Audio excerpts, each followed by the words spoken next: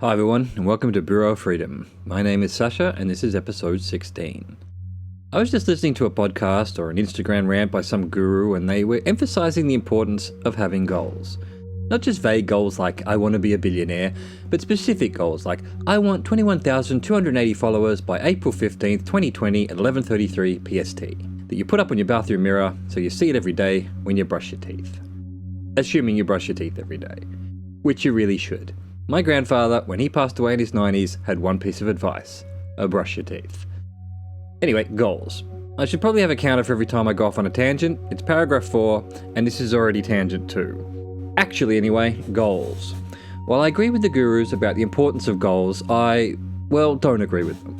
I think too often the advice these gurus give in regard to goals simply amounts to be dissatisfied. Not to say that's bad advice, I just think life is bigger than that. Yes, in order to achieve big, amazing things, you need huge, amazing goals. But my personal belief is that you should have a reason for needing to achieve those big, amazing goals. For example, if your why, your reason for getting up in the morning, hustling, grinding, is to get into the position where you and your family are comfortable for the rest of your lives so that you can enjoy each other's company without money worries coming between you, then you don't want to set the goal of becoming a multi-billionaire. That goal is possible. Write it down, break it up, figure out the milestones, and work 18 hours a day, every day for the next 20 years to make it come true. You can do it, but you won't be spending any time with your family. Way back at the beginning, I posted an article about finances. I included a spreadsheet to help you calculate your ideal cost of living. The goal of that spreadsheet is to show you that you don't need to be a multi-billionaire to achieve the lifestyle you want. You almost certainly need a fraction of what your brain tells you you need. I have a list of goals in my organizer app.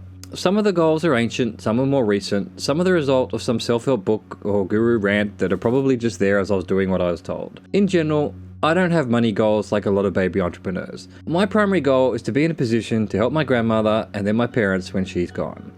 That'll never be possible chained to a desk 8 hours a day. I know how much my lifestyle requires to maintain, and it's basically fuck all, but I'm surprised each and every day how making $1 million a year is just as hard or easy as making a couple of thousand. So I have extremely modest money goals, which the gurus tell me isn't thinking big enough. I beg to differ.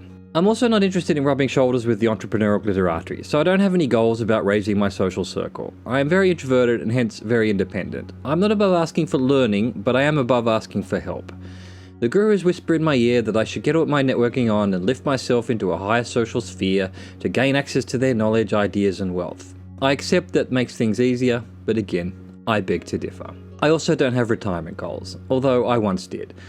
I came to the conclusion that sacrificing now for some scary future where I die in the gutter because I don't have enough savings or passive income is part of the madness they teach us that keeps us all as corporate slaves. If that's the future I'm spending so much effort and anxiety to avoid, I'd rather just die in a gutter now. But, cry the gurus, without a solid goal, you will find yourself penniless and destitute in your waning years.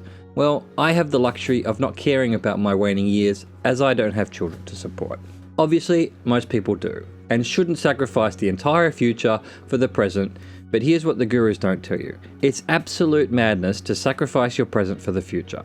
Working your ass off so that your kids have a better life, or you have a better retirement, or whatever future goal you have, means you aren't enjoying the now. Your kids will be unhappy now if they have an absent, future-obsessed parent. By the time that better future comes around, neither you or the kids will be able to fully appreciate each other's company.